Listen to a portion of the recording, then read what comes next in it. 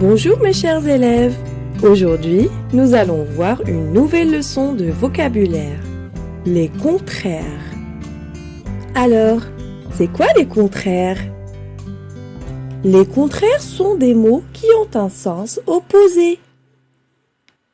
L'objectif de notre leçon est de définir les mots de sens opposé. Commençons par quelques exemples. Sur ce dessin, il y a deux oiseaux. Celui-là est petit et celui-ci est grand.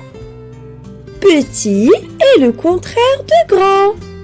Et toi, à ton avis, tu es petit ou tu es grand? Le vase de gauche est au-dessus de la table et le vase de droite est au-dessous de la table. Au-dessus, c'est le contraire de au-dessous. Le jour, il y a le soleil et le ciel est bleu. La nuit, il y a des étoiles et le ciel est noir. Le jour est le contraire de la nuit. La fille en rouge rigole, elle est contente. Mais celle avec le bonnet, elle pleure, car elle est triste. Contente est le contraire de triste. L'enfant qui porte le rouge est en haut de l'échelle. Mais celui qui porte le bleu est en bas de l'échelle. En haut, c'est le contraire de en bas. L'ampoule brille, elle fait de la lumière. Elle est allumée. Et quand elle ne brille pas, elle ne fait pas de lumière.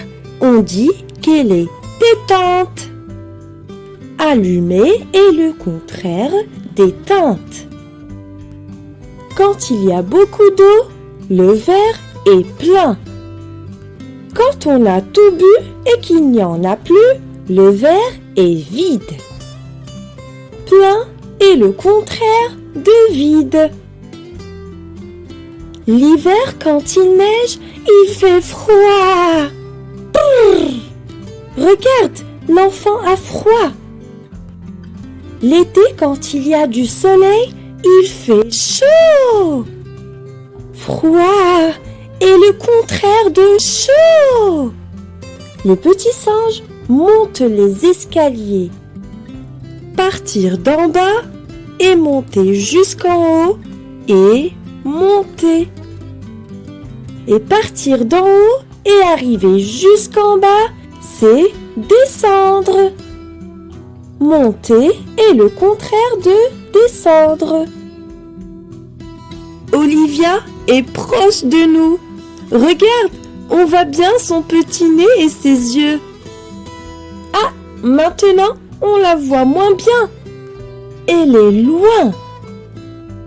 Proche est le contraire de loin. Ce crayon est long.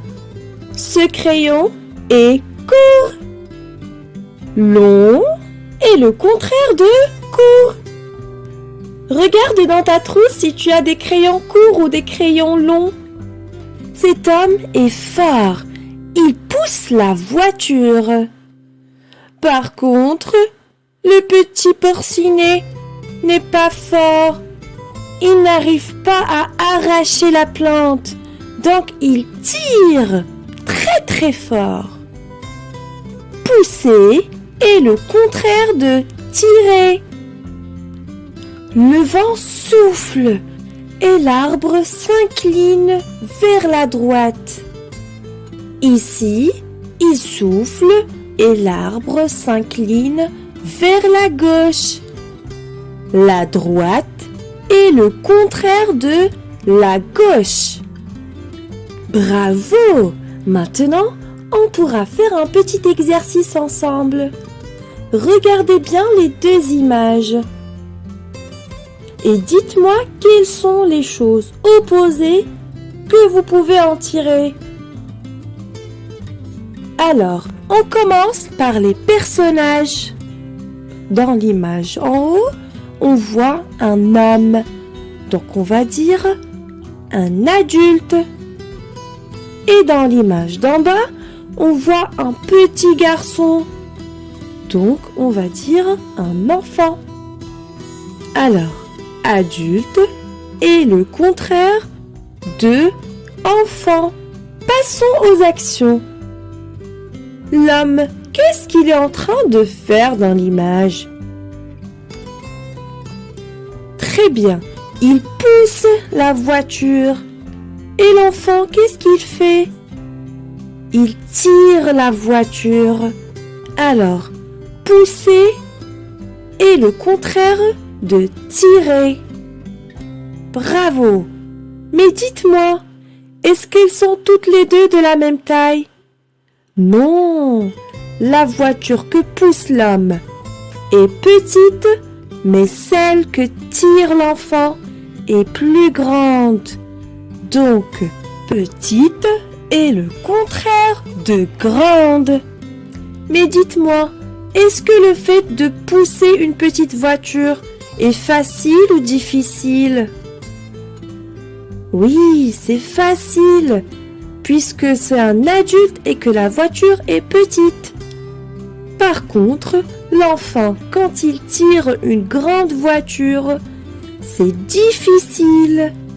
Donc, on va dire facile est le contraire de difficile. Voyons les roues de la petite voiture. Elles sont basses. Par contre, celles de la grande voiture, elles sont haute. Donc, basse, c'est le contraire de haute. Et les pneus? Très bien. Les pneus de la petite voiture sont étroites, mais celles de la grande voiture sont larges. Alors, étroite, c'est le contraire de large.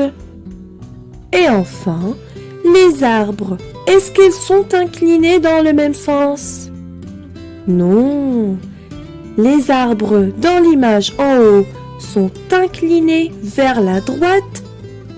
Par contre, celles de l'image d'en bas sont inclinées vers la gauche. La droite, c'est le contraire de la gauche. Excellent! Vous avez fait du bon travail. Je suis fière de vous. J'espère que la leçon d'aujourd'hui vous a plu. Et je vous donne rendez-vous pour une prochaine leçon. À très bientôt!